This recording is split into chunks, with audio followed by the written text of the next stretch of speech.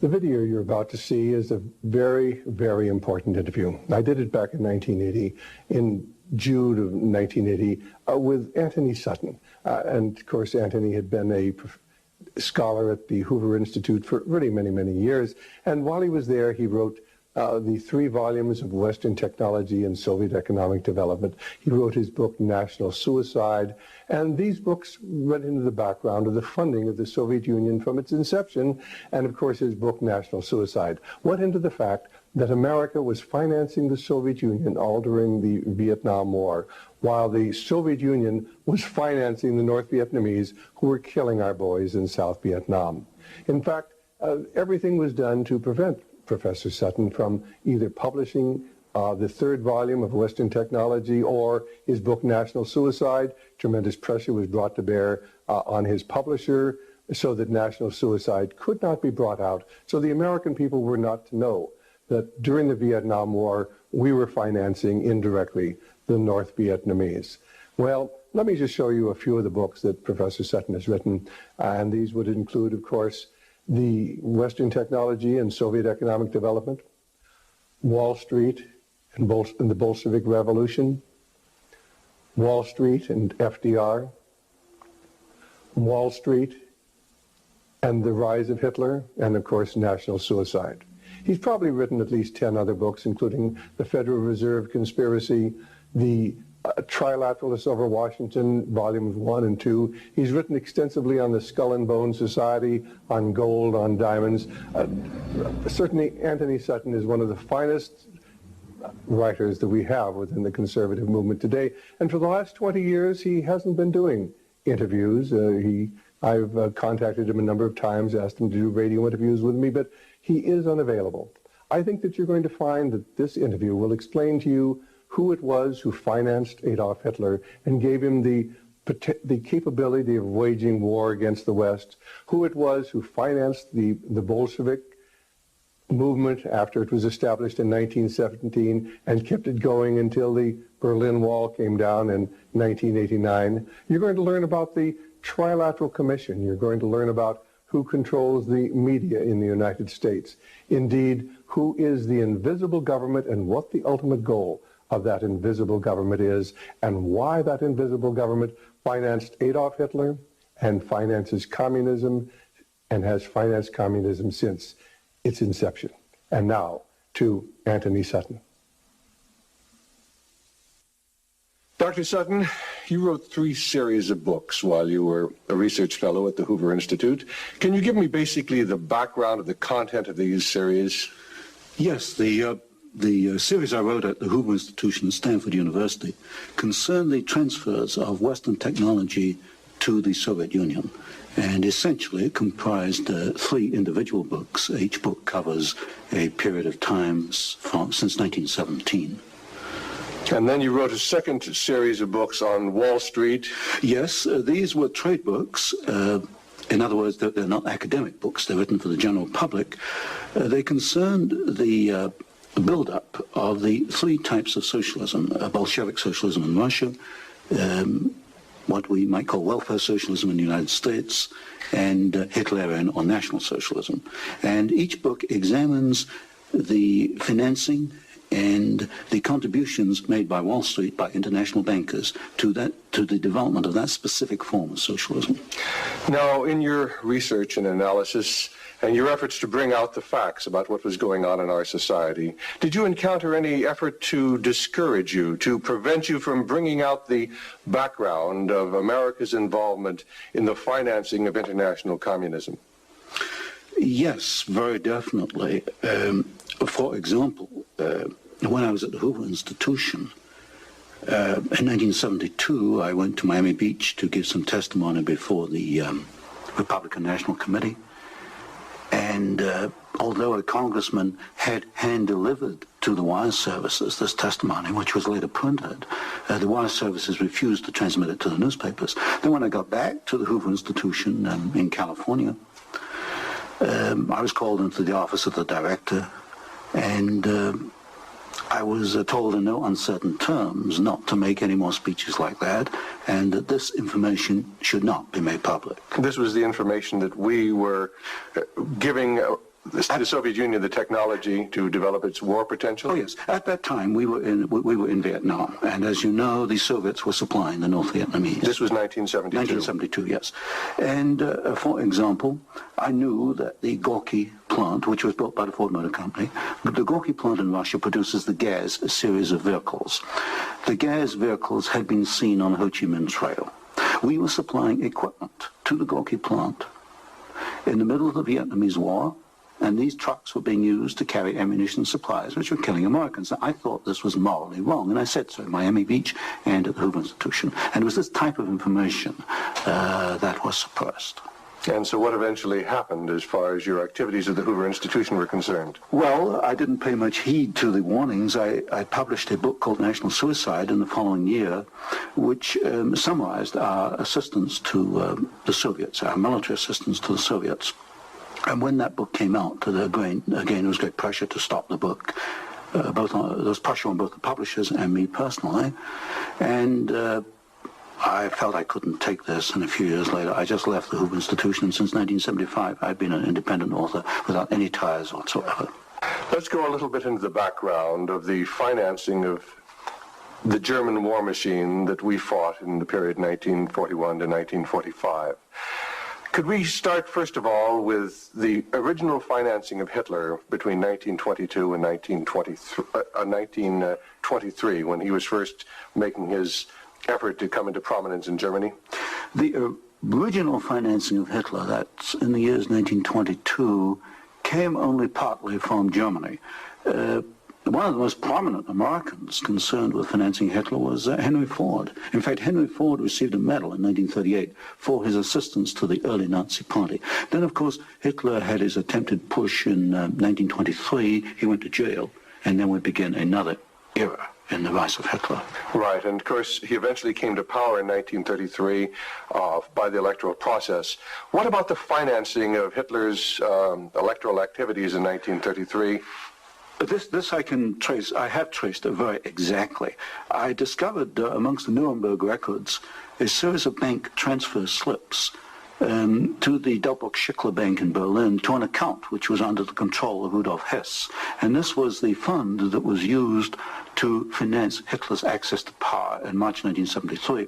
And amongst the corporations that transferred money to Hitler, I find not only R.G. Farben, which is quite widely known, but also German General Electric, AEG, which is under the control of General Electric in the United States, or was at that time, and companies like Osram and...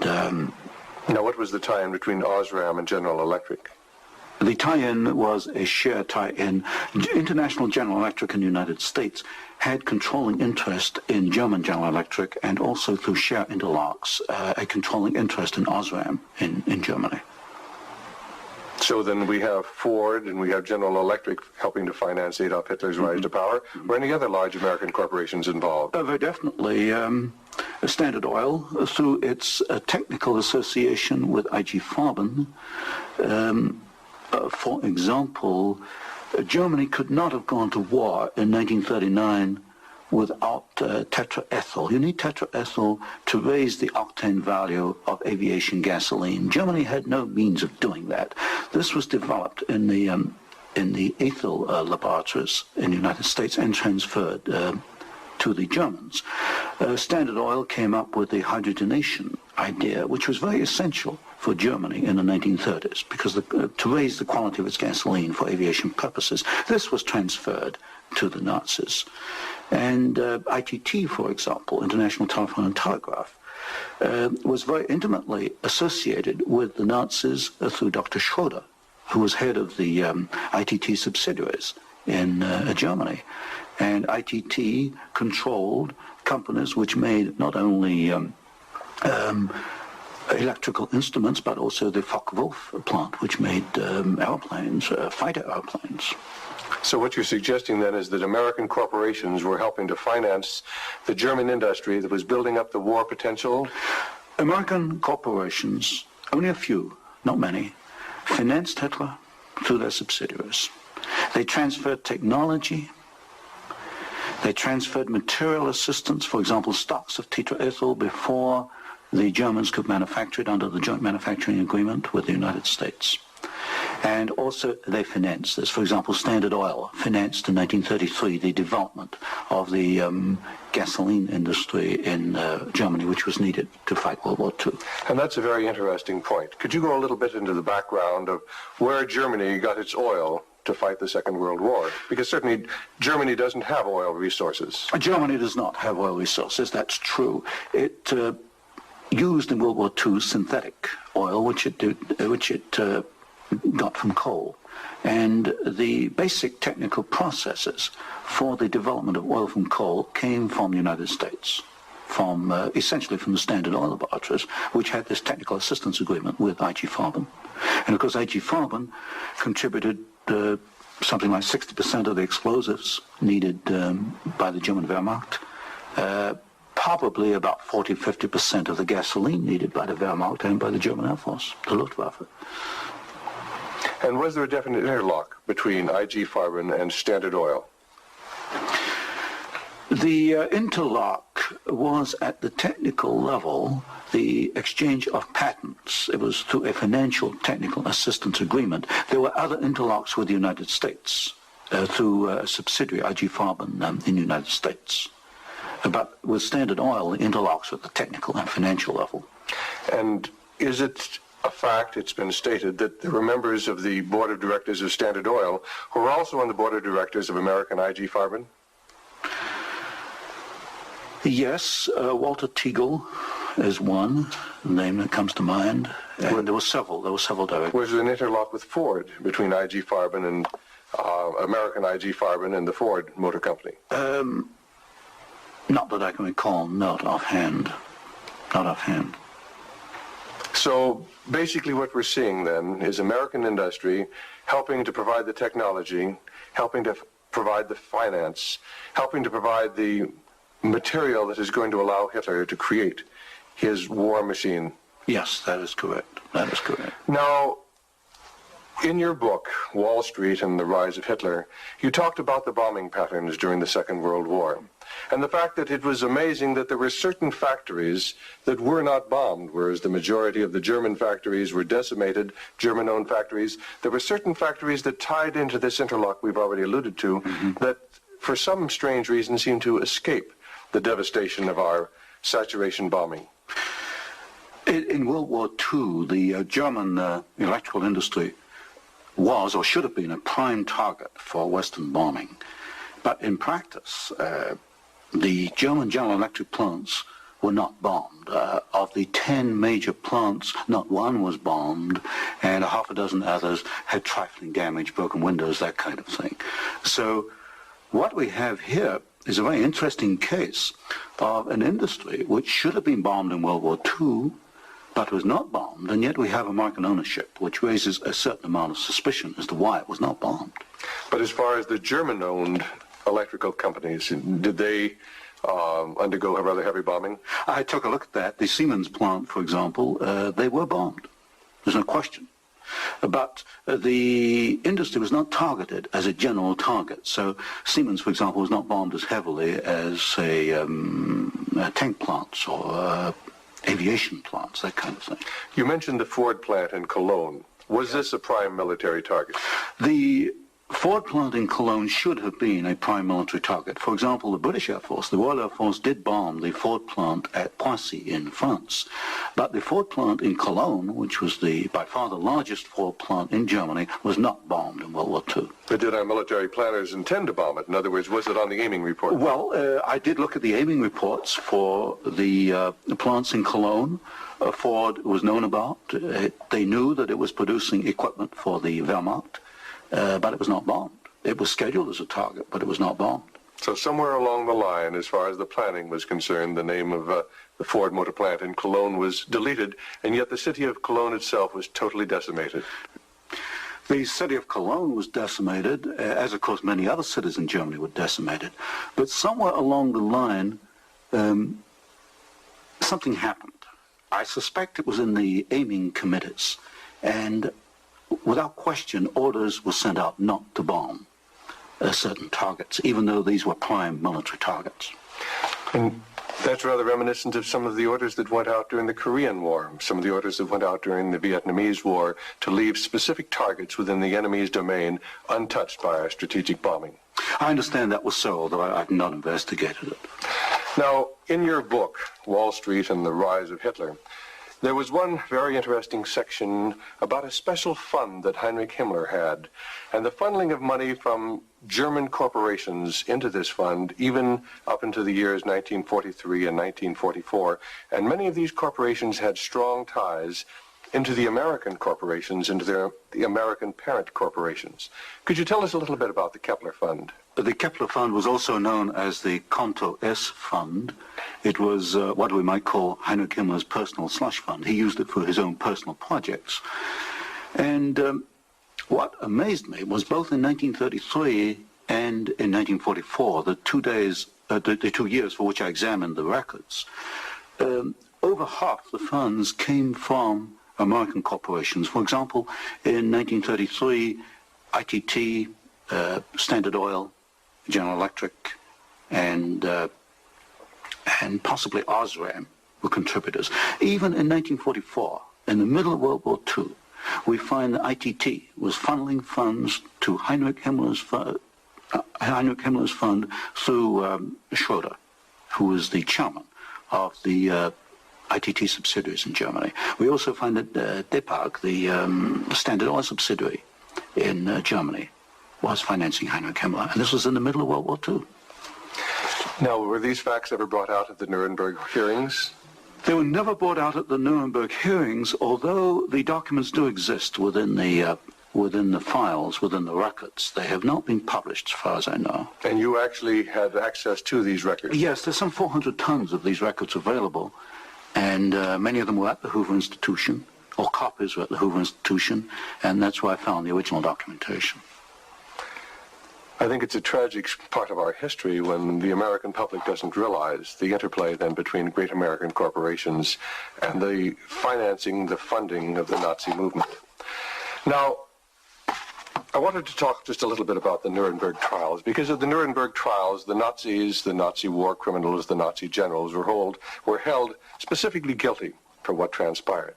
Were there any Americans involved? Were any Americans indicted? Were any Americans convicted as far as the financing of the Nazi war movement? Very definitely not. I looked at the criteria for what we might call war crimes under the Nuremberg Tribunal. And there's no question in my mind that certain Americans well fitted the criteria which required indictment and trial. But no Americans were ever brought to trial. Do you think there was any conscious effort to conceal this fact, both from the Nuremberg War Tribunal and from the American public? Well, there was a conscious effort in the fact that these businessmen were very prominent in stating in 1946 that they had no knowledge of what Hitler was doing, and yet they were intimately involved with the build-up with Hitler. I suspect that this was not published in the media at the time, although I've not checked that. But certainly the role of American corporations and American businessmen in aiding Hitler has not been published. Now, what about the actual financing? What about the loans from large American banks, from large British banks, to Hitler's government in that period between 1933 and 1939, when Hitler was preparing for war? Well, you've got to go back a little earlier and look at what are known as the Young loans, which were very important because I think they brought about the economic collapse of Germany in 1933. That was the Young plan. But this was Owen Young, who was, of course, chairman of General Electric. Here we got a man who actually made the loans as an officer of the United States government, which brought about the collapse of Germany in 1933, enabling Hitler to take over. And then subsequent to 1933, you get a series of loans. A very good one is Standard Oil, which loaned several $1 million, at least, to Germany to build up its aviation gasoline facilities. And there are other examples. Fine. Well, I'd like to get a little bit into the background of the financing of Bolshevism, because I think this is vitally important. And we can go back to the period after the Second Revolution, which was in October and November of 1917. The initial financing of Lenin's movement, how did it tie into the American corporations? Was there any American involvement in that period between 1917 and 1918 when Bolshevism was just beginning to get a foothold in Russia? Yes, there were several incidents. The most important is one involving Colonel William Boyce Thompson, who was the largest shareholder in the Chase Bank, which of course today is Chase Manhattan Bank. And I published in one of my books a copy of a cablegram which transferred funds from New York to Petrograd in December 1917, $1 million to be precise. And Colonel Thompson made the statement later that this $1 million was given to the Bolsheviks to consolidate. They had just begun to take over Russia. They only controlled Moscow and Petrograd at that time to aid the control that the Bolsheviks were extending in Russia. This is a very clear case. $1 million, American funds transferred through an American Wall Street intermediary to the Bolsheviks. And didn't you publish that document here in Wall Street and the Rise of Bolshevism? I published two statements. One is a copy of the cablegram, and the other is a copy of the news clip of the statement made by Colonel Thompson at that time that he had made this contribution. Now, why would an American capitalist, an American financier, help to aid Bolshevism? The only answer, and of course this puzzled me for years, you know, why? Why? Because we understand there to be an opposition. And the only answer I can come to is one of captive markets. The United States did not want another United States in the world. And of course, if you look at the world map, Russia is 2 or 3 times larger than the United States. Imagine this as another United States, as another competitor to the United States. What the United States wanted, or Wall Street wanted, was a captive market. And of course, socialism is a captive market because my earlier studies at Stanford University had brought out the fact that a socialist system cannot innovate. It's got to import innovation and technology from the West. And so I think the aim behind this was to encourage the development of Marxism and other types of socialism, because this would give these Wall Street bankers control of a world market, a captive market. At the end of the First World War, Russia was devastated by famine, and America sent a relief mission. It was the Hoover mission. Do you know any of the facts surrounding the activities of the Hoover Commission? Well, there's no question that in 1922, 1923, Russia was finished. Industrial output was perhaps 8 or 10% of 1913 figures, and people were starving by the hundreds of thousands. And the Hoover mission was organized, of course, to send aid to Russia. But most of the aid went to the Bolsheviks, who controlled really quite a small part of Russia at that time. Only a very small part of the aid went to the White Russians or to the Far East. And then after 1922, 1923, Lenin instituted something known as the New Economic Policy, or this series of 5-year plans. Can you tell us about the 5-year plans and the part that the major American corporations, major world corporations played in building up the Soviet Union? Well, there are two separate phases here. The new economic policy was started in 1923 by Lenin, and I found, and I published this in my first book from Stanford, that every single Russian industry was rebuilt or restarted by foreign corporations, mostly German, British, French, and American. By 1928, Russia was back to approximately its 1913 industrial output. And at that point, she began to think of these grandiose 5-year plans. And in 1928, Gosplan, which is the Russian government planning commission, actually designed an initial 5-year plan, but this was thrown out. It was inadequate, and American corporations were brought into Russia. And the first 5-year plan and the second 5-year plan were actually designed in the United States by American corporations. And what were these corporations? Which ones specifically were involved in the design of the first 5-year plan was by a corporation probably not known to most Americans, Albert Kahn. But Albert Kahn was the foremost industrial architect in the United States. And Albert Kahn laid out the basics of the first 5-year plan for the Soviets. And then we find, again, the same corporations involved with the construction of the plants, International General Electric, most certainly, DuPont, Ford Motor, Hercules Motor, Curtiss-Wright in aircraft engines, and even some corporations which today were forgotten about, like Vultee and Chance Vought. These were aircraft manufacturers at that time. And so American corporations came in and they built the first 5-year plan. But what was important, the Soviets then copied these plans, and this accounts for the tremendous Russian output. They took this initial equipment and they multiplied it, they copied it by the 100. Now, how about Ford Motor Company? Did they play a part in the building up of the Soviet potential? Very definitely. Ford Motor Company built the Gorky plant, and the Gorky plant produces the GAZ series of vehicles, that's GAZ, and these are trucks, and there's some automobiles. And right from the early 1930s, you find that the GAZ plant has had military potential, and Ford knew that when it went in and built the Gorky plant. And we know it because I found statements to this effect within the State Department files. Sometimes we hear the name Averell Harriman. Did he play a part in building up the Soviet technology? Very definitely. In fact, Averell Harriman came out of the Soviet Union financially at a profit. He took over the Georgian manganese concession in the early 1920s. Got this back on his feet for the Soviets, and manganese became a prime export for the Soviets, and so they were able to sell this abroad, get foreign exchange, which financed their industrialization. And then they bought out Harriman about 1929, and Averell Harriman received as compensation $1 million more than he put in the first place. How about Armand Hammer of Occidental Petroleum? Armand Hammer is a very interesting example. Armand Hammer received the first foreign concession in 1922. In asbestos in the Ural Mountains. And he also conducted for the Soviets a number of other enterprises, right down to pens and pencil manufacturing, for example.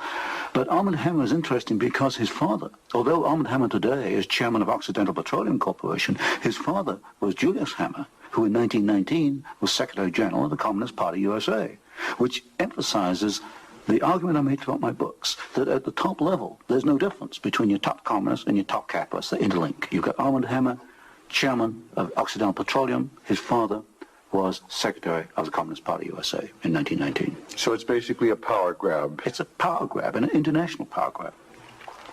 Now, during the Second World War, why Russia was pretty well decimated once again by German forces. What part did the American Lend-Lease program play in building up Russia's industrial capacity after the Second World War? Well, Lend-Lease built up Russia's capacity, modernized it, and expanded it during World War II. And there was some continuation all the way through perhaps to 1948, 1949. There was a program after Lend-Lease, which was supposed to be restricted to foodstuffs and industrial materials, but in effect, I checked the records in the warehouses in Suitland, Maryland, I find that even after World War II, and this was against the intent of Congress, I suspect, there was a massive transfer of the latest industrial equipment to the Soviet Union under the so-called Lend-Lease program.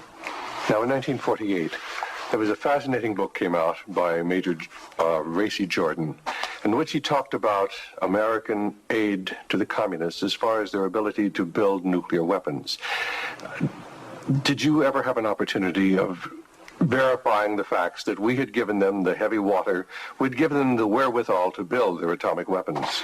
Well, as part of the work I was doing at Stanford, I did investigate the shipping documents for Lend-Lease, and I took a sample of these documents and I checked them against Major Jordan. And broadly, Major Jordan was correct within, say, about 5%. And Major Jordan, of course, made the charge that we had shipped materials to the Soviets, 1944, 1945, which were later used in their atomic program. There is no doubt he is correct. We shipped heavy water, which is essential, but we shipped other items which are perhaps less obvious to the layman. We shipped, for example, aluminum tubes, and aluminum tubes are essential for atomic energy development. We shipped graphite, and graphite is another essential component. So generally, as far as I could check, and I checked the original government Lend-Lease document, General Major Jordan was correct. Now, as the years have gone by, of course, we see a growing Soviet nuclear threat. The Soviets now have MIRV missiles. Can you give a little of the background on how the Soviet Union, which really didn't have the technology to develop those MIRV missiles that threaten our cities today, how were they able to develop the MIRV capacity? Well, you've got to go back and look at how the Russians were able to develop a rocket, space technology anyway. What they did after World War II was American forces were held back for a while the Soviets occupied East Germany. They stripped East Germany. They took back the latest of the V-2 rocket technology from Peenemünde and other places. And the V-2 became the basis of the Russian space technology. Now, if you skip the intervening years, you will find when you come to the early 1970s that the Russians did not have the capability to MIRV their missiles. And in particular, they lacked the ability to produce the very precision, micro-miniature ball bearings that are needed for the control systems. There was only one company in the world, Bryant Chuck and Grinder, which could make the machinery, which machines the races within which these ball bearings run. And without those races, you just cannot make MIRV missiles in any quantity. You can make one off, but not in quantity.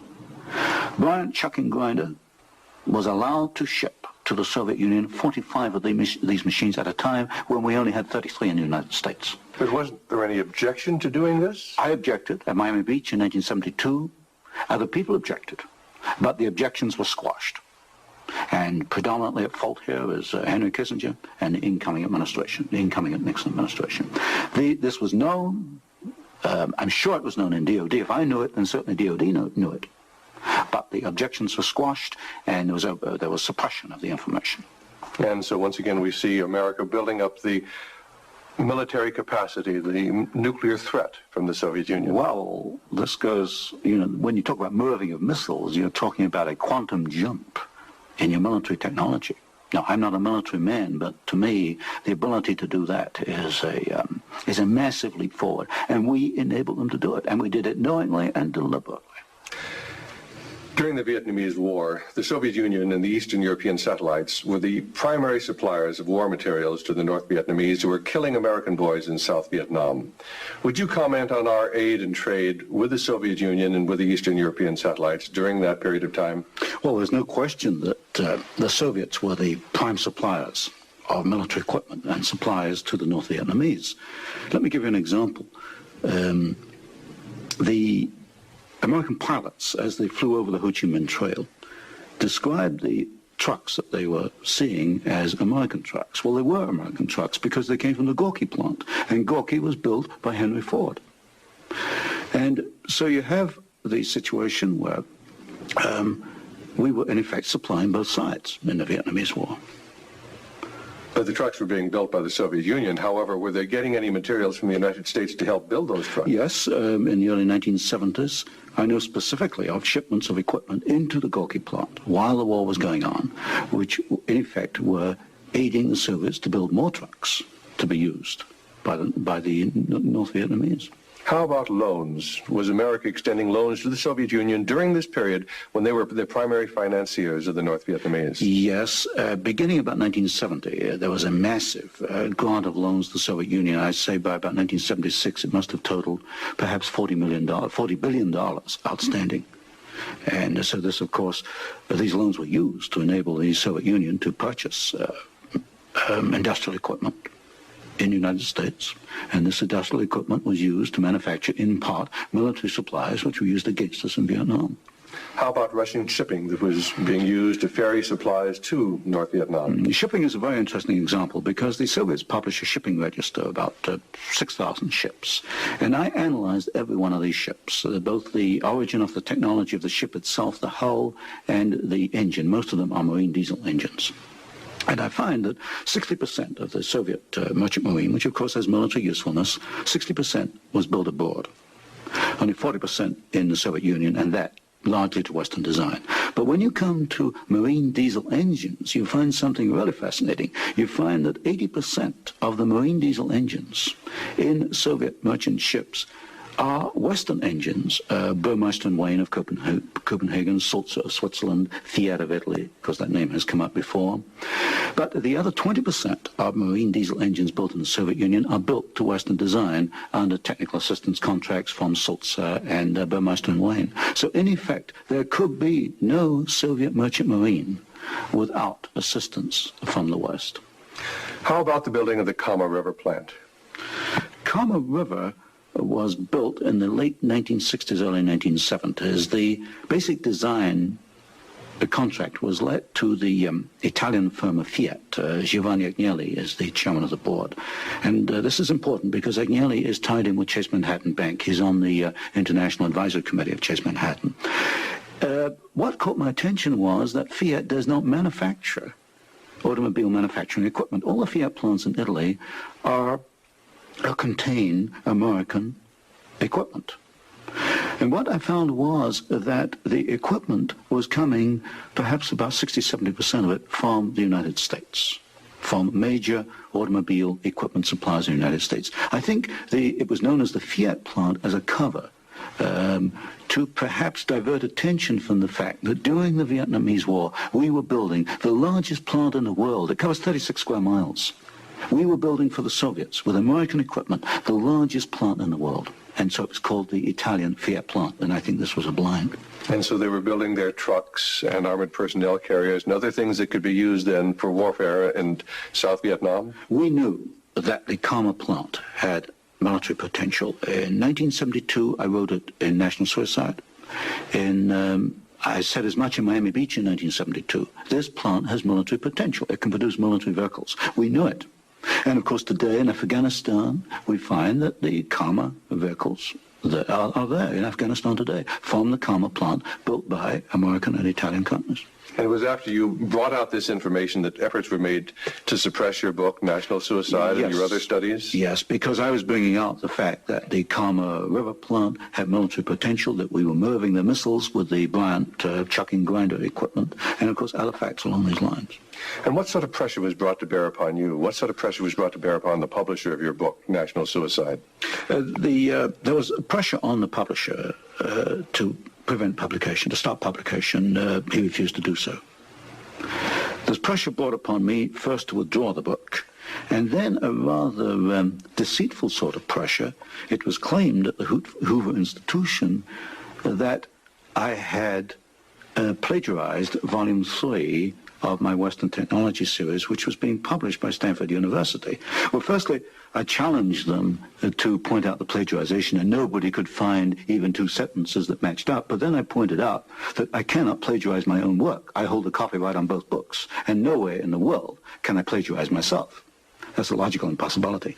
And then gradually it built up over the following years that my research was perhaps going a little out of what was perhaps required or welcome would be a better word, and it should be confined within more narrow boundaries. And at that point in 1975, I left the Hoover Institution, and since then I've become an independent author, and I can publish what I want to publish.